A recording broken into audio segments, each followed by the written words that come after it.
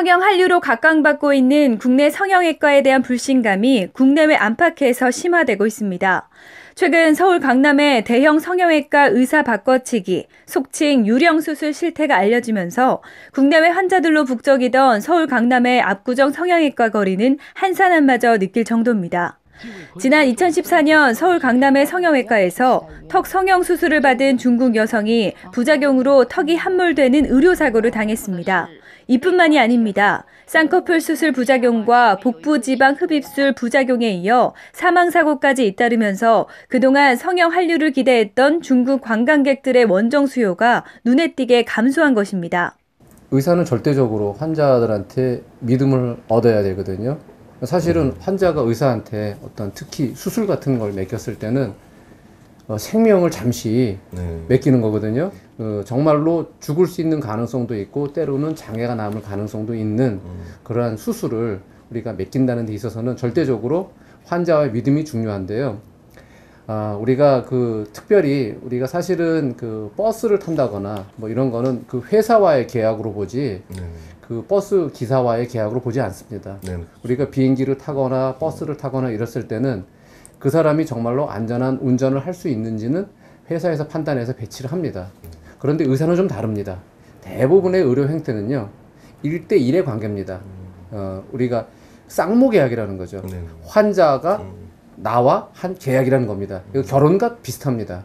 특히 성형외과를 찾는 환자들은요 고르고 골라서 나라는 사람을 선택해서 오게 돼 있습니다. 그런데 여기에서 만약에 당사자가 바뀐다 그러면 이거는 계약 자체가 성립이 안 된 거죠. 성립이 안 된 다른 사람이 수술을 하는 거기 때문에 이것이 법적으로 문제라고 보는 것이고 이것이 선진국에서는 이미 상해 행위라고 규정이 되어 있습니다. 그게 유령수술입니다.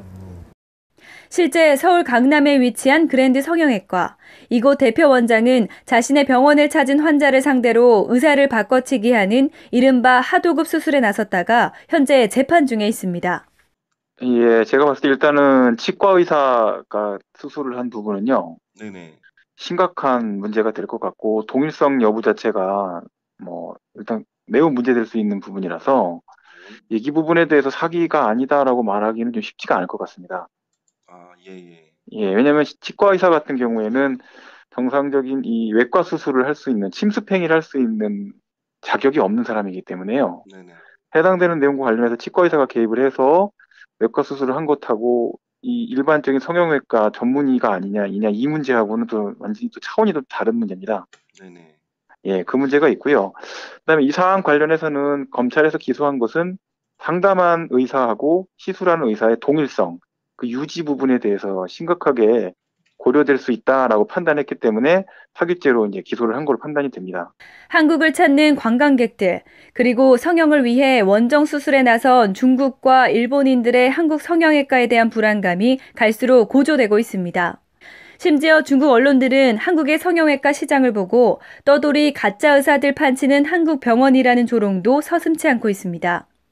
그래서일까요? 대한성형외과 의사회가 삐뚤어진 일부 성형외과 의사들의 빗나간 행위에 일침을 가하는 한편 자성의 목소리를 높이고 있습니다. 대한성형외과 의사회는 사상 유례 없는 하도급 유령수술이 그랜드 성형외과라는 곳에서 자행된 것을 알게 됐다면서 유령수술은 살인행위라고 명시하고 나섰습니다. 어떤 환자가 저를 찾아와서 저랑 쌍꺼풀을 하기로 했는데 분명히 두 사람 당사자 간에 약속이 돼 있었거든요. 그런데 제가 수술을 안 하고 다른 의사를 집어넣습니다. 이거는 전문의 비전문의를 떠나고 때로는 저보다 더 훨씬 수술을 잘하는 사람이라고 할지라도 그분은 저라는 사람과 계약을 하고 수술 받으러 온 사람입니다.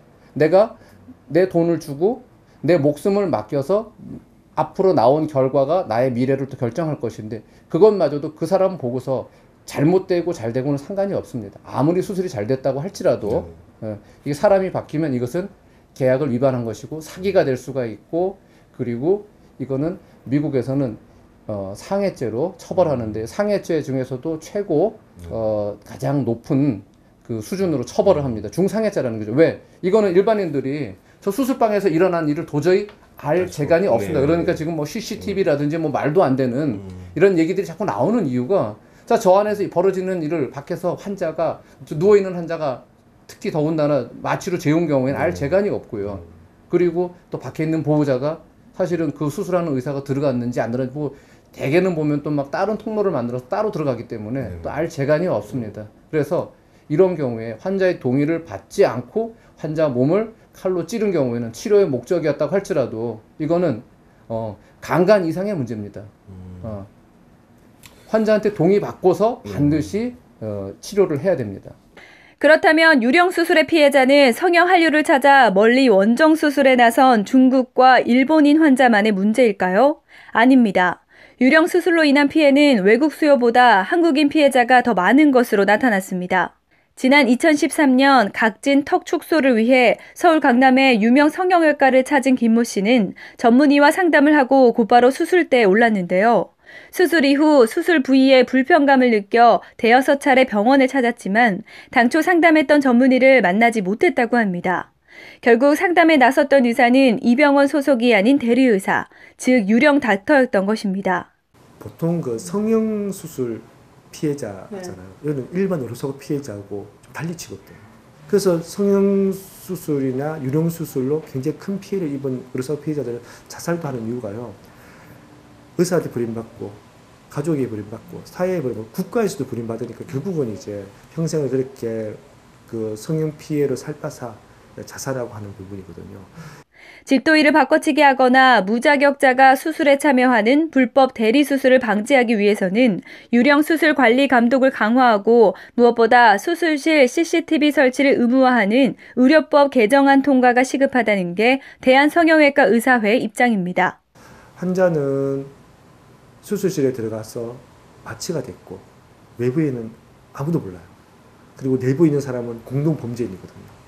그리고 당연히 자기 죄를 할 리가 없잖아요. 그러니까 아무도 모르는 거죠. 그래서 이제 나올 수 있는 대책이라고 하면 이제 국회에서는 그러면 CCTV를 설치해서 적어도 누가 들어가 있는지 알 수 있도록 하자. 라는 이제 법안이 발의가 돼 있지만 사실 그게 진도가 전혀 안 나가고 있는 상황이거든요. 환자 가족, 그러니까 당사자가 할 수 있는 거라 그러면 성형외과 상담을 했는데 수술 날짜가 너무 빨리 잡히는 경우, 굉장히 광고를 많이 하는 병원이고 굉장히 상담하러 많이 오는데도 불구하고 수술 날짜가 바로 뭐 2, 3일 뒤에 잡힌다. 약간 유령수술이지만 의무기록지를 자세하게 우리 기록하게 돼 있거든요. 유령수술은 의무기록지를 기록할 수가 없죠. 왜냐하면 유령의사가 했기 때문에 그걸 남길 수가 없잖아요. 근데 그래서 의무기록지가 굉장히 부실하게 기재되어 있으면 사실 유령수술의 가능성이 좀 높아요. 해마다 한국을 찾는 외국 관광객의 수는 증가하고 있습니다. 이들 중 대다수가 쇼핑은 물론 미용 성형을 위해서 방문한다고 하는데요. 성형 한류로 자리 잡은 한국의 미용 성형 시장. 하지만 일부 몰지각한 의사들의 불법 의료 행위가 그 명성에 먹칠을 하고 있습니다.